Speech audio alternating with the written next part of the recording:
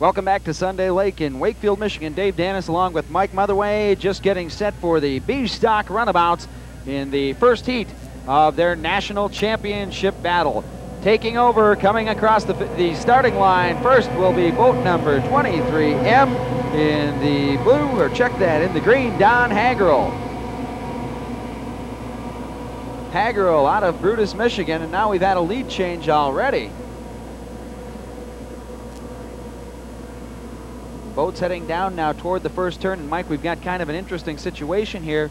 Due to the weather, the remaining two groupings are basically running as one. They'll run one heat in each of the 7 classes, and then they'll run the second heat, but they have to get in at least one heat to be able to declare a national champion should the second be washed out.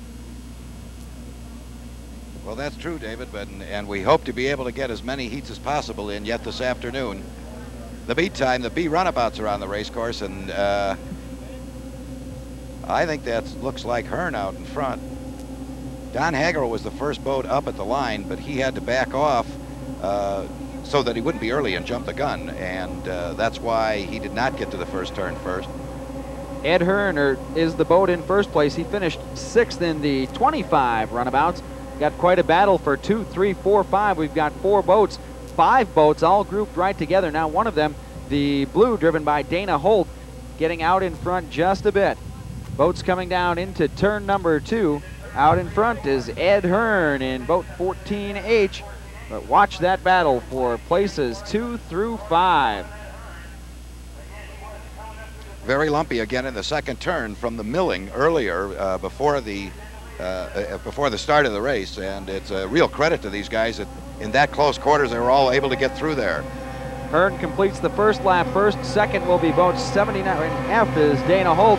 And third, coming up on the outside, Tim Ross. Ross has now moved into second place.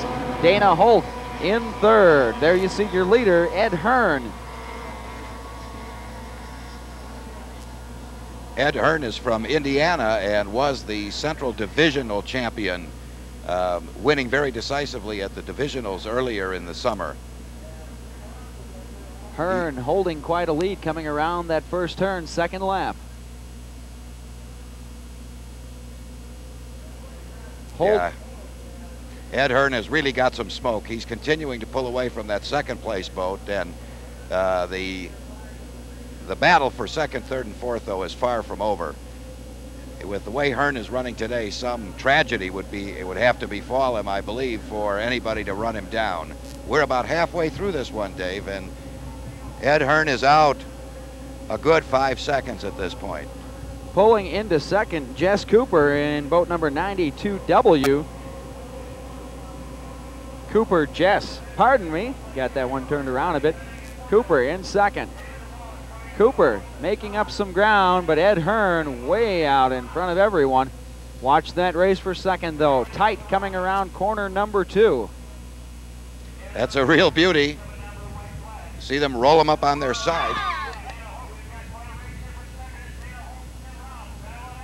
Holt and Ross now battling, and Ross came out of the water, almost lost it, was able to pull it down, and still hanging competitive. Didn't lose that much ground to Dana Holt when he popped up there. Look at this battle for second. 81M and 79F. They were banging shines down in corner number 2, and they're still dead even, heading down to number 1 on this, the last lap. That's Holt and Ross battling for 2 and 3 as they come down the front stretch and into turn number 1 in the final lap of heat number 1 of the B runabouts. Still tight neck and neck, and the turns are going to be the key here in this final lap. Ed Hearn now has a 6-second lead, so he's picked up another second on the last lap. And if that little hot rod of his stays together, Ed Hearn will win this first heat. Ross coming up on the outside, challenging Holt again for second, as they have been through the entire race. About half a boat length behind. He's gotten out of Holt's wake. On the outside is Ross. On the inside in the blue boat, 79F, is Holt. Ross on the outside, and 81M in the black boat. Hearn still comfortably in front.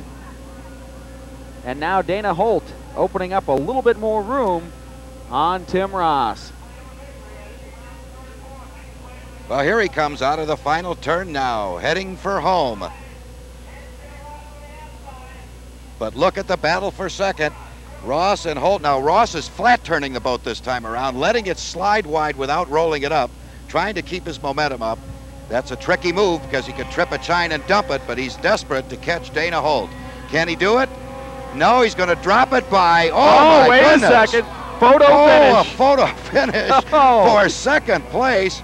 That little maneuver that Ross pulled coming out of the final turn, very, very risky. He left the boat flat on the water and let it slide through the corner and held a little more momentum coming out of the turn than Holt did.